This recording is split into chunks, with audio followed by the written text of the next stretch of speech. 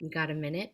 So this next journal club, we now have two dates, March 2nd and March 5th, so you can sign up for whichever date and time work for you, is on the control of vocal pitch in the human laryngeal motor cortex by Edward Chang. Now, what's a journal club?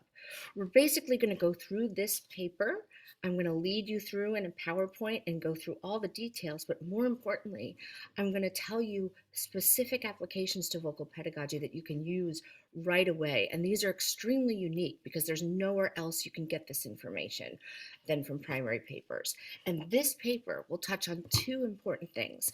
One is how speech and singing overlap, but also how they differ.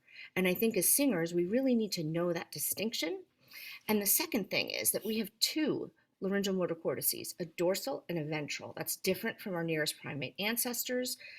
Evolutionarily, there's been this duplication. So what is the meaning behind that?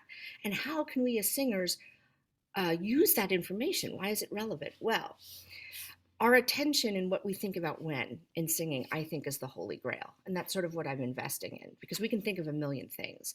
And so when it comes to pitch versus what's called voicing, which is sort of the adduction or when the folds come together, knowing that those two are separated in the brain, very distally separated, that we can give attention to different things, and that can actually have a pedagogical outcome, which I'll explain in this paper. And I've actually already used it with my students very successfully.